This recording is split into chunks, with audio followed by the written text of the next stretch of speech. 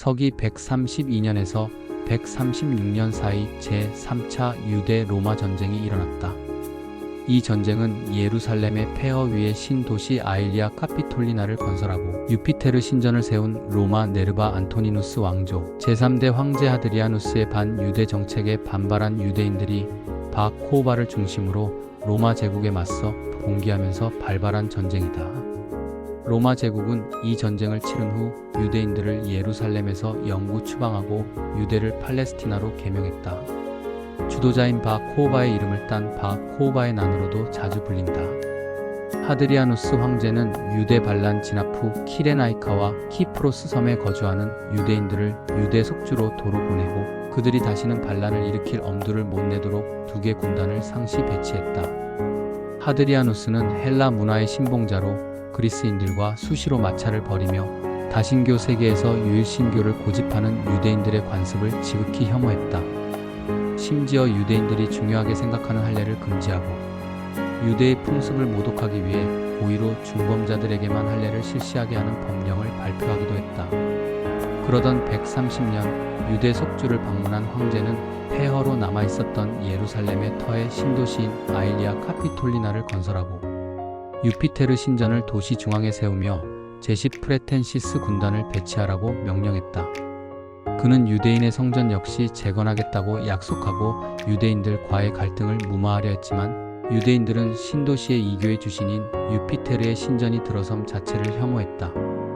이 무렵 2세기 유대인 사회에서 가장 영향력 있는 랍비 중 한 명으로 손꼽히던 랍비 아키바는 유대인을 구할 메시아가 될 적임자를 물색하다가 바 코오바야말로 메시아라고 선언했다. 이 인물의 출신지, 계급, 봉기를 일으키기 이전의 삶은 알려진 바가 거의 없다. 다만 20세기에 유대 동굴에서 발견된 문서에 시몬 바 코세바로 기재되었으므로 그의 아버지 또는 출신지가 코세바이며 이름은 시몬이었던 것으로 추정된다. 디오카시우스에 따르면 비유대인도 반란의 초기 단계에 가담했다고 하는데 로마가 부과한 과중한 속주세에 시달리던 하층민들이 유대인들의 반란에 동참했을 가능성이 높다. 디오카시우스에 따르면 유대인들은 로마 군대를 위해 무기를 생산하는 대장간을 운영하고 있었는데 의도적으로 결함이 있는 무기를 일부 생산하여 로마군이 이를 거부하게 한 뒤 반란군의 무기로 사용했다고 한다. 또한 반란군은 유대 지방의 여러 동굴에 작전 기지를 세웠다고 하며 그 동굴의 좁고 낮은 입구는 내부에서 닫힐 수 있었고 안에는 저수지와 램프용 틈새가 있었다고 한다. 바 코오바는 제1차 유대 로마 전쟁의 실패와 마카비 전쟁의 성공 원인을 분석해 로마군을 상대로 효과적인 유격 전술을 기획하고 이를 위한 준비를 수년간 했던 것으로 보인다. 서기 132년 여름 또는 가을 반란군이 유대 각지에서 봉기했다. 그들은 유대 지방 전역에 주둔하고 있었던 로마의 보조병 부대 기지를 습격해 막대한 피해를 입혔고 아일리아 카피톨리나에 주둔하고 있었던 제10 프레텐시스 군단 역시 압도적인 숫자로 밀어붙이는 반란군에게 섬멸당했다. 육군단 페라타가 아일리아 카피톨리나를 탈환하기 위해 진군했지만 반란군의 거센 저항으로 큰 손실을 입고 철수했다. 이후 바 코오바는 예루살렘의 탈환을 기념하는 주화를 주조했다. 다만 이 당시엔 예루살렘을 지킬 성벽이 존재하지 않았기에 예루살렘 대신 지하 동굴 중 한 곳에서 정부를 수립했다. 유대인들은 이 성공에 고무되었고 랍비 아키바의 주장대로 바 코오바가 참 메시아라고 믿게 되었다. 반면 기독교인들은 예수만이 참 메시아이고 그 이후의 모든 자들은 거짓 선지자라며 반란에 가담하는 걸 거부했다. 이를 계기로 유대교와 그리스도교가 결정적으로 갈라섰다. 유대 총독 퀸투스 티네이우스 루푸스는 랍비 아키바를 긴급 체포한 뒤 처형했으나 반란을 조기에 진압하지 못했다. 유대 총독은 132년 이후 기록에서 사라졌는데 아마도 반란군에게 죽었거나 경질되었던 것으로 보인다. 이에 로마 제국은 대규모 병력을 파견했다. 시리아 총독 가이우스 포비키우스 마르켈루스가 3군단 갈리카를 이끌며 유대에 도착했고 아라비아 속주 총독 티투스 하테리우스 네포스가 제3 키레나이카 군단을 인솔했다. 이집트에 주둔하고 있었던 제2트라야나 포르티스 군단도 유대로 진군했다. 그러나 제22 데이오타리아나 군단이 아라비아, 페트라이아에서 아일리아 예루살렘으로 진군하다가 매복에 당해 막심한 피해를 입었다. 이렇듯 5개 군단 8만 명에 달하는 병력이 투입되었으나 유대 고원과 사막, 네게부 북부, 갈릴리, 사마리아, 요르단 계곡에 수많은 은신처를 마련하고 항전하는 바 코바에게 고전을 면하지 못했다. 시간이 지나도 반란 진압이 잘 되지 않자 하드리아누스 황제는 브리타니아에서 활약하던 섹스투스 율리우스 세베루스를 파견했다. 그는 133년 또는 134년 제10게미나 군단, 제구 히스파니아 군단을 포함한 3개 군단과 6개 코호트, 30에서 50개 보조병 부대를 이끌고 유대 속주에 도착했는데 이 군대는 도나우 강에서 차출된 것이었다. 이리하여 제3차 유대 로마 전쟁에 투입된 로마군의 규모는 12만 명으로 당시 로마군 총 병력의 3분의 1에 달했다. 일부 학자들은 구군단 히스파나도 반란 진압에 투입되었다가 바 코바의 유대 반란군에게 괴멸되었다는 설을 제기하지만 신빙성이 떨어진다는 비판을 받는다. 그러나 로마 제국이 전력을 기울이는 상황에서 코바가 언제까지나 버틸 수는 없었다. 로마군은 점령지의 모든 것을 파괴하는 초토화 전략으로 유대인을 조직적으로 학살하고 반란군을 차근차근 압박했다. 또한 베트시안시의 테살렘 계곡 인근에 주둔했던 제6 페라타 군단의 진영으로 확인되는 곳 근처에서 개선문의 잔해가 발굴되었는데 이 개선문에는 하드리아누스 황제에게 영광을 바친다는 문구가 적혀 있었다. 고고학계 일각에서는 테살렘 계곡에서 벌어진 전투에서 바 코바가 결정적인 패배를 당했던 것으로 추정하고 있다. 또한 예수와 벤 갈불라가 지키는 헤로디움 요새 역시 134년 말에 로마군에게 포위되어 135년 초에 함락되었고 예수와는 전사했다. 로마군의 총공세로 연전연패한 유대 반란군은 베테르 동굴로 숨어들었다.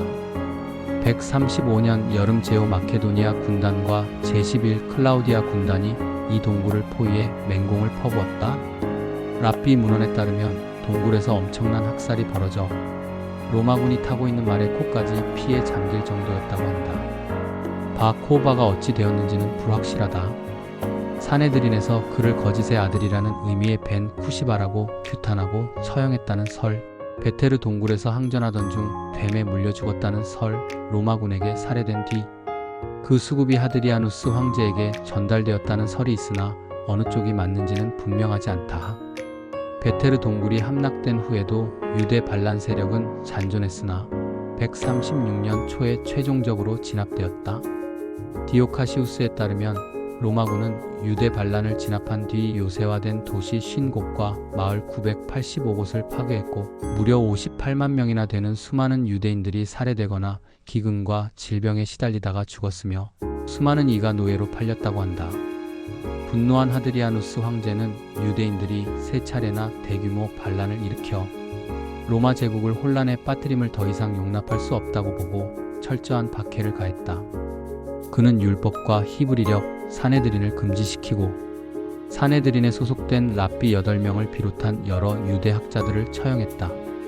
또한 아일리아 카피톨리나에 세워진 유피테르 신전에서 토라를 불태우는 의식을 감행했고 유대인들이 아일리아 카피톨리나에 방문하는 걸 엄격히 금지했다. 다만 서기 70년 예루살렘이 함락된 날인 8월 6, 7일에 유대인들이 찾아와서 성전의 마지막 흔적인 서쪽 담장 하나에 붙들고 통곡하는 것만은 허용했으니 이 벽이 바로 통곡의 벽이었다. 하드리아누스는 여기서 한 발 더 나아가 유대, 속주의 명칭을 고대의 유대인들을 괴롭힌 대표적인 민족이었던 블레셋인들의 땅이라는 뜻의 팔레스티나로 개명했고 나중에 시리아 속주와 합병되면서 시리아 팔레스티나 속주가 등장해 7세기에 아랍이 정복한 후 필라스틴이 되어 현재 팔레스타인의 어원이 되었다. 유대인들은 예루살렘과 그 주변 지역에서 축출되었지만 갈릴리, 카이사리아, 골란 고원 및 유대 변두리 지역에서 여전히 공동체를 형성했다. 그중 갈릴리는 4, 5세기경 탈무드가 집필될 정도로 유대교의 중심지로 자리 잡았다. 이렇듯 유대인을 철저히 억압하여 다시는 반란을 일으킬 엄두를 내지 못하게 하려던 하드리아누스는 반란을 진압한 지 2년 만인 138년 7월 10일에 사망했다. 그 후 제위에 오른 안토니누스 피우스는 유대인에 한해서 할례를 허용하고 유대인을 위한 축제를 로마에서 시행했으며 유대인들이 고향으로 돌아가 땅을 경작할 수 있도록 하는 등 온건 정책을 시행해 그들을 다시금 로마 제국의 신민으로 받아들였다. 하지만 아일리아 카피톨리나의 유피테르 신전에 있는 유피테르 동상 옆에 하드리아누스의 동상을 세우고 하드리아누스가 정한 동방 개편안을 그대로 받아들이는 등 선제의 정책을 큰 틀에서 유지했다. 유대인들은 이후에도 로마 제국에서 이질적인 존재로 남았고 로마가 그리스도교를 국교로 정한 후에도 억압받았다.